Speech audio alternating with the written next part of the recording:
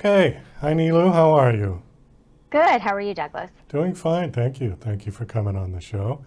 Nice to have Thank you you for here. having me. Yep. So, your book is called Be Your Own Cheerleader. And just before we get to your book, there's a couple things on your bio I'd like you to explain. First of all, what is a certified NLP coach? Yes, I get that question a lot. It stands for Neuro Linguistic Programming. So if you are, or if any of your listeners are familiar with Tony Robbins is sort of notorious for NLP. He has taken his own sort of twist on it. So NLP Center in New York actually teaches. It's a communication strategy to build rapport first with yourself and then with others. So the way I like to describe NLP is becoming a master communicator so that you meet others at their bus stop and you don't expect them to come to your bus stop. Do you think that people are lacking in linguistic skills more now than they used to be? Yeah, I think that first of all, I think the language we use for ourselves, I'm not sure if I can say this statistically or research based, but I just know life sometimes feels harder with more technology, with more distractions, and we have more things to compare ourselves to, like on social media. So I think the internal dialogue is where we need to start. And when we look at it through the lens of NLP, we can first really be more compassionate with the language we use with ourselves before we can communicate effectively with anyone else. Well, the one thing I saw, which is kind of relevant to what we're talking about, is that they don't teach cursive writing in school anymore. And kids can't read it. So if something is written out in cursive, they can't read it. And there's a lot of historical documents that are written like that. And I think it's a shame. And I think it's probably been replaced with text type.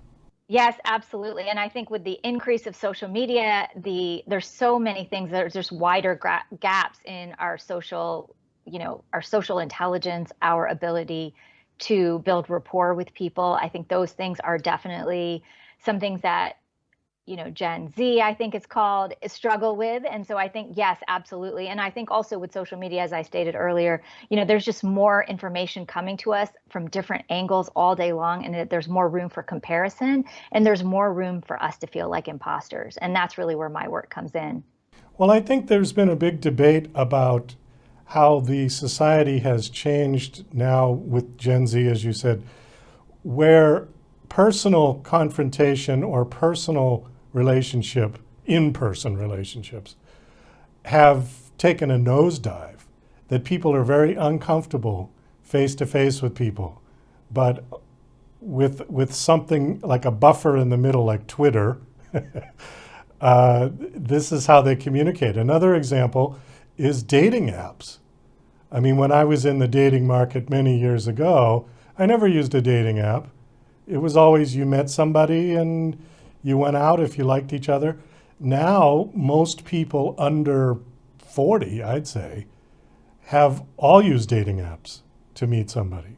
Yes, I mean, I can speak to the dating app. I met my partner through a dating app. I met my partner through eHarmony. So yes, I agree with you that it is the way of the world. I can speak from my personal example. So I'm a facilitator, I'm a coach. I'm always in front of groups of people. But what I noticed happening during COVID is so everything became virtual overnight, right? So using Zoom, using Microsoft Teams, noticed when the world started opening up and I was going back in person, facilitating in person, having meetings and lunches and coffees and all of this, I actually felt a little bit of social anxiety because we had been virtual for so long and I got used to the virtual space. So I can say that absolutely, even for someone like me who's constantly in front of groups, I even had a bit of an adjustment period getting back and being and feeling safe around a group of people. And so yeah, there was a huge shift that happened and I think some of us are still struggling with it. And it's absolutely part of the pandemic and the way of the world and how it's shifted since COVID. So, what exactly do you do aside from the book? You said speaking. Tell me a little bit about what you do exactly. My work is at the intersection of leadership and wellness. So I help organizations, teams within organizations and individuals skill up in their leadership development. And my big focus is on mental health and mental well-being because of my own personal journey with mental health and well-being. So I help teams be more productive. So much of my portfolio of offerings is around group facilitation. And then I also have one-on-one coaching clients.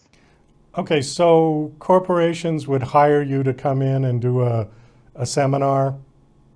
Yes, Yeah. workshops. I do many workshops, and usually it's a series of workshops. So for the past, however many ever months, it's been all around be your own cheerleader. So all about self-advocacy, self-promotion for AAPI women, for AAPI populations, Asian and American Pacific Islander populations in organizations. So a lot of work in speaking up, in communicating with confidence through the lens of Asian and South Asian culture.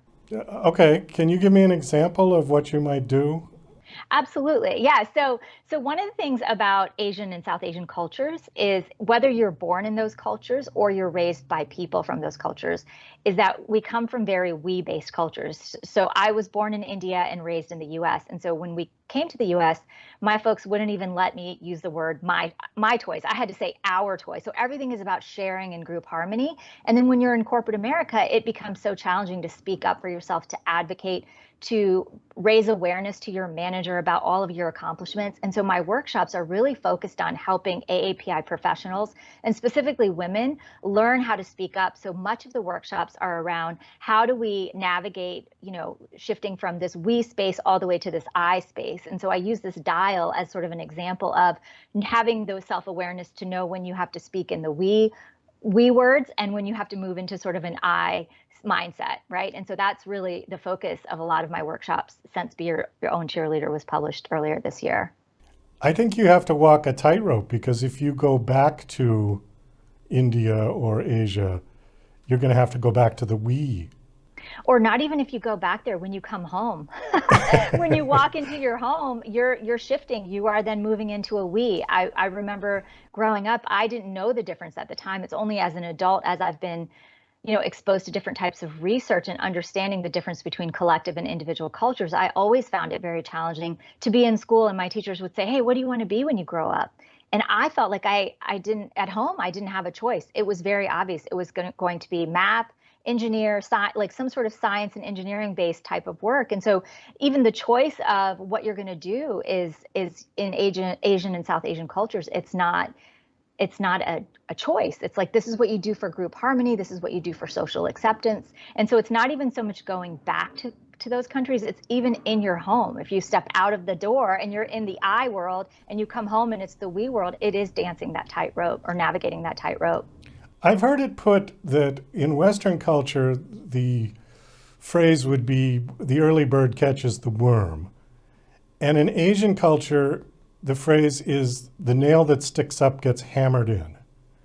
Absolutely. That, Absolutely. So sticking out, standing out is considered not a good thing. And so I remember my parents would always say, just keep your head down. This is not our country.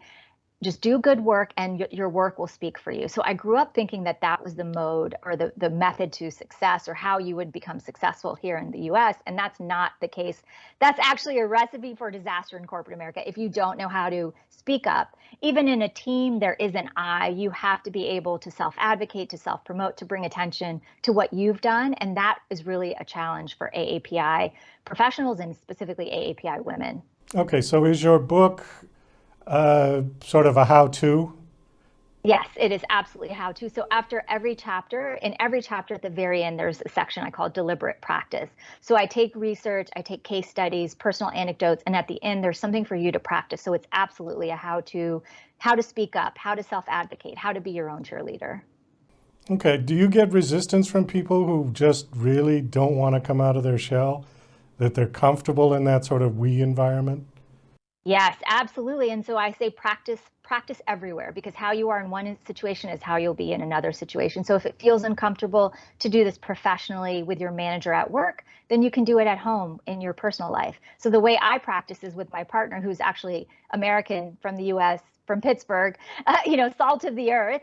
And so what I do is I practice with him, even speaking up when he says, "Hey, I want to go to Thai food." And I say, "Well, actually, no, I want to eat pizza." And even that was a struggle in the beginning because I'm so used to just going along, group harmony, go with the flow, don't raise your hand, don't speak up. And so you can practice personally. And so when I do get that resistance, when I'm in organizations and in group settings with professionals, I say, okay, let's practice anywhere you can, even at home. And it's like a muscle. So once you practice and flex this muscle, it's going to be easier to do that in a performance review conversation with your manager.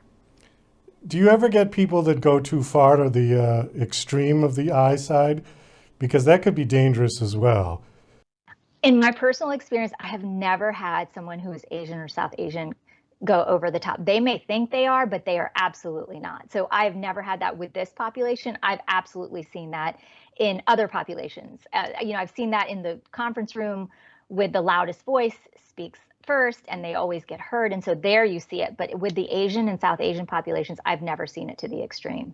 Okay, well, again, let's go back to the balancing act. How do you balance that with teamwork? Yeah, it is not an easy formula. And I can't, I know there's probably some engineers listening saying, tell me a formula. There's actually no formula. It's really, again, using this dial. So if you think of a speedometer in a car, there's the we side, there's an I side, and you have to have the self-awareness to know, like, hey, I'm in a performance review conversation, so I need to talk about myself, my accomplishments, my credentials, whatever. And then if I'm in a group setting, I have to talk about our shared deliverables, our outcomes.